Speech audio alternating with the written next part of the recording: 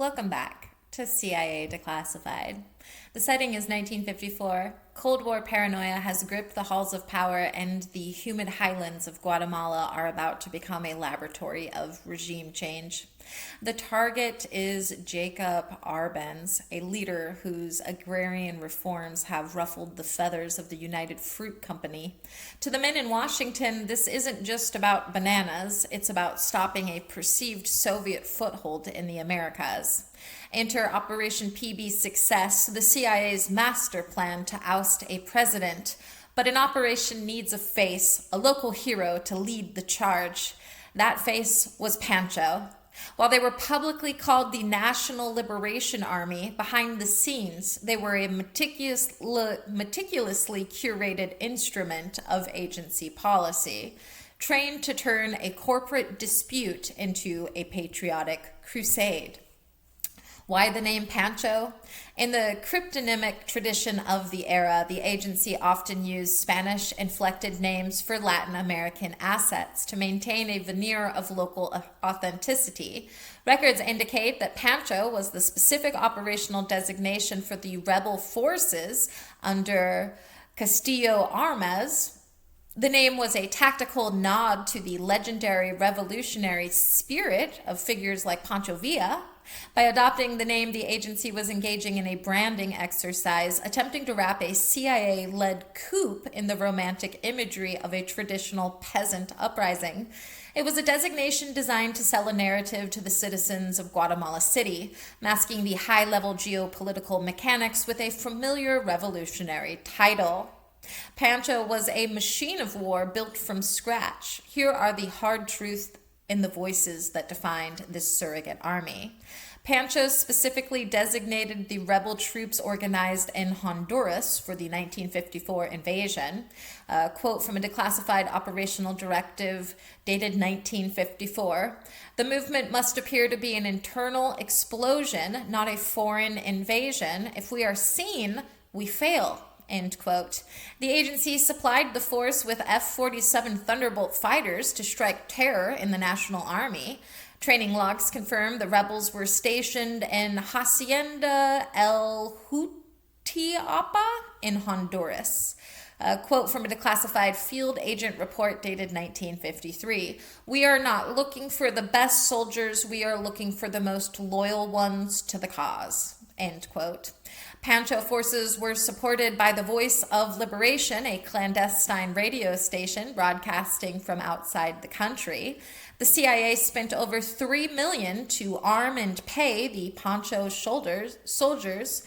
A quote from a declassified psychological operations manual: the static of the radio is our best ally. If they believe the rebels are everywhere, they will flee. End quote. Records show the agency used ghost radio to make a force of 480 men sound like a division of 5,000. The agency recruited mercenary pilots from the United States to fly the rebel planes.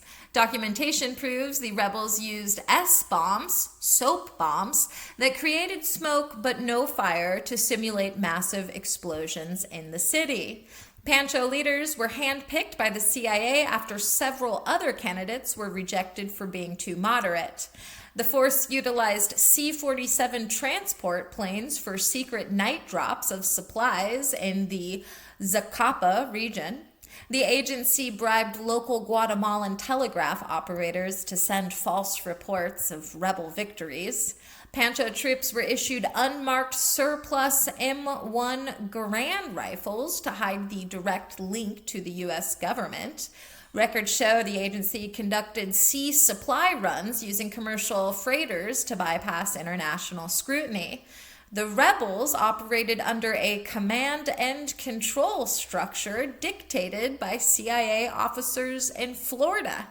Operational files confirm that the CIA used PANCHO as a test case for future irregular warfare protocols. The agency mapped out the Guatemalan fuel supplies for the rebels to target during the first 48 hours. PANCHO commanders were given black books containing names of political figures to be arrested immediately. The CIA staged fake Soviet arms discoveries to justify the rebel invasion to the international press. Internal logs confirm that the rebels were trained in sabotage of infrastructure to paralyze the national government. The force included a small unit of specialized radio technicians to jam government broadcast. Records prove the agency provided the rebels with encrypted signal pads to communicate with the Honduran bases. The CIA conducted high-altitude surveillance of Guatemalan troop movements to guide the PANCHO advance. Rebels were required to sign secrecy oaths regarding the American training staff. The agency managed the financial distribution of rebel pay through a front company in Mexico City. Documentation reveals the use of acoustic deception devices that played recordings of tank engines through loudspeakers to scare the military. Logs show that PANCHO forces were kept in quarantine camps to prevent leaks before the invasion date. The agency orchestrated a defection campaign using radio messages to convince national soldiers their officers had already quit. PANCHO received its airstrike coordinates directly from CIA headquarters. The force utilized psychological leaflet drops to warn civilians to stay indoors during the coup. Internal memos show the CIA utilized fake press releases from the rebels to control the global media narrative. The agency provided the rebels with field medical kits that were more advanced than anything the National Army possessed. Records show the rebels were instructed to avoid direct combat and focus on the appearance of overwhelming force. The CIA established safe houses for rebel commanders in Nicaragua during the planning phase. PANCHO was the first time the agency successfully used a broadcasting first strategy to win a war. The rebels used visual signals, colored panels on the ground, to guide CIA supply planes to drop zones. Reports confirm that the CIA authored the Rebel Constitution signed by the force. The agency used commercial airliners to secretly transport rebel leadership to the front lines. Records show the CIA tested early drone prototypes, remote-controlled target planes, for surveillance during the campaign. The forces relied on local guides who were on the CIA payroll for years prior to the invasion.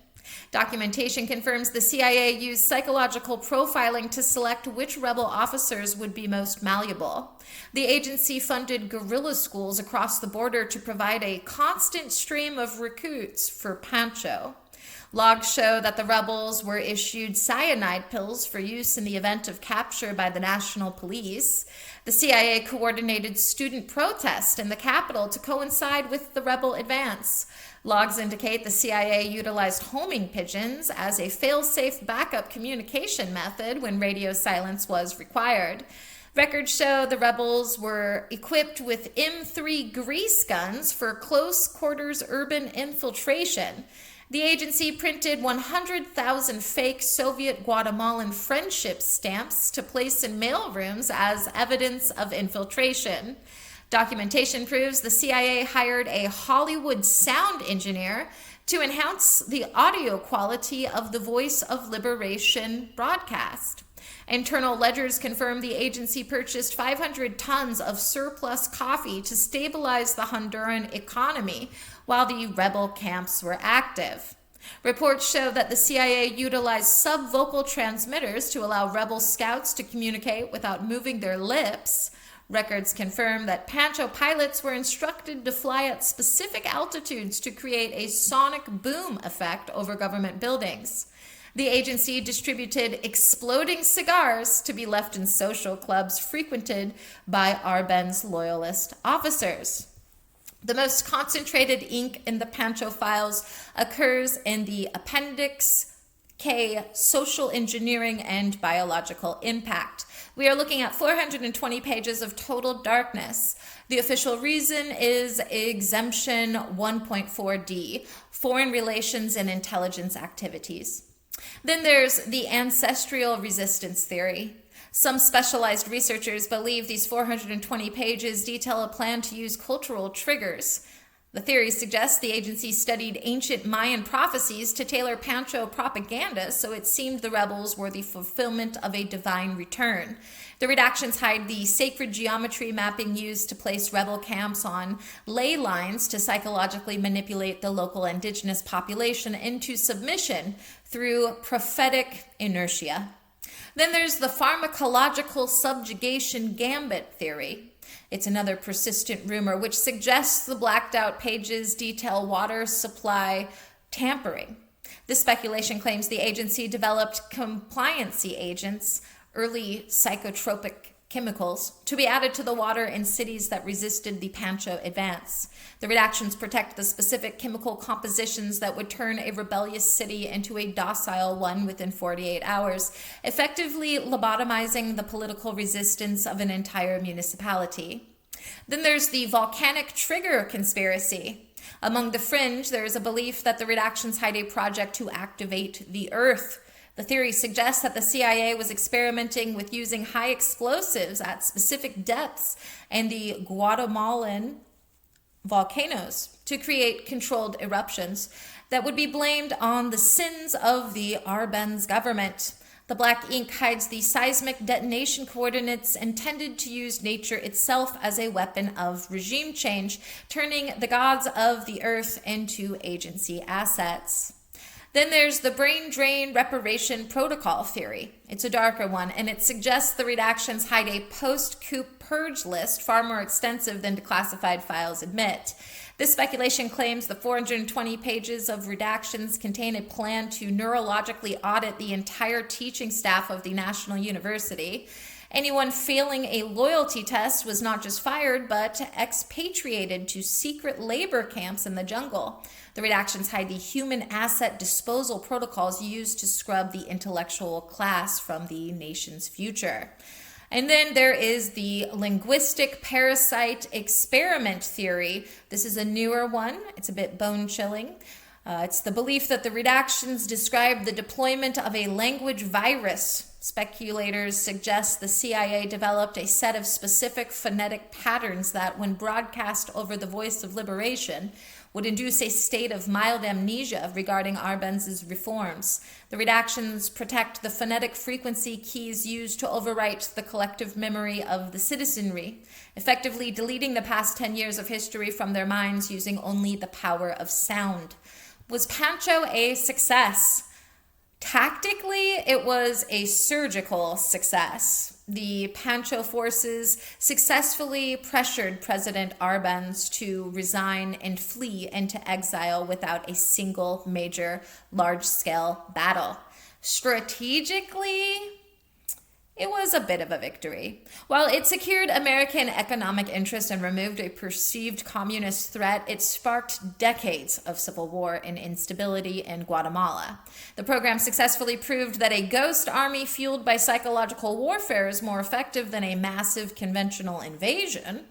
It established the template for surrogacy that would later be used in the Bay of Pigs and across Southeast Asia. Ultimately, it was a success because it allowed the United States to claim plausible deniability for the fall of a democratically elected leader. The Office of Policy Coordination successfully turned a few hundred men into a historical avalanche. It proved that in the Cold War, perception of power was often more important than the power itself. The operation successfully installed Castillo Armas as a pro-Western leader, achieving the immediate goals of the agency and the State Department.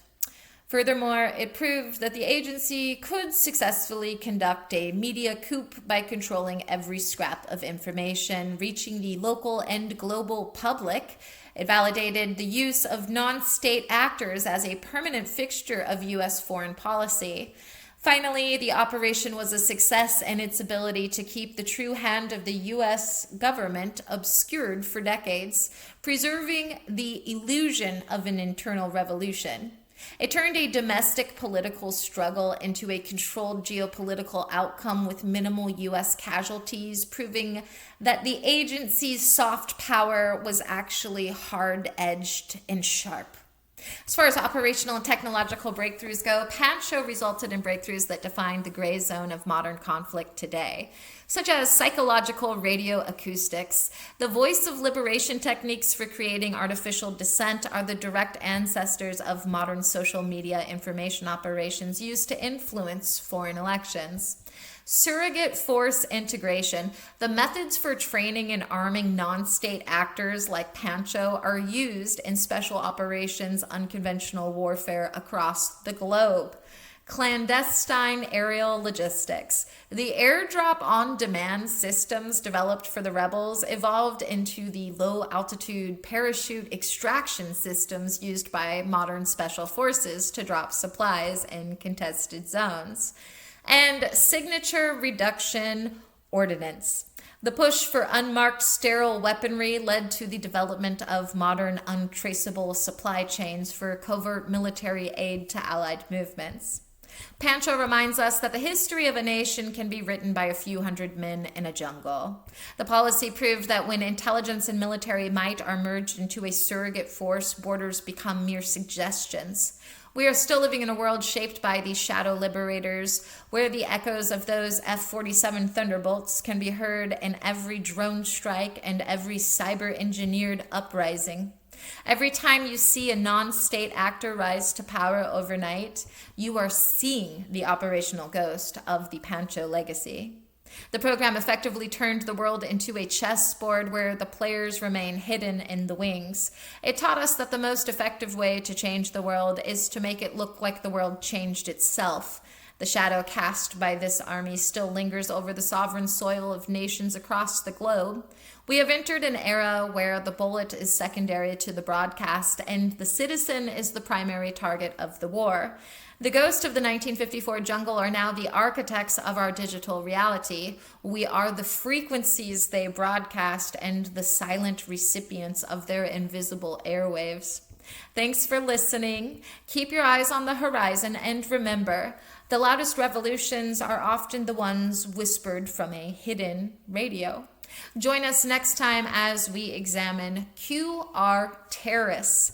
In the shifting sands of the Middle East, the agency didn't use bullets, they used bytes and broadcast. We'll uncover the facts behind QR terrorists, the clandestine support for independent media outlets designed to steer the hearts and minds of an entire region. It was a war of narratives and networks. Join us next time for The Paper Architect. In the meantime, I'll see you in the archives.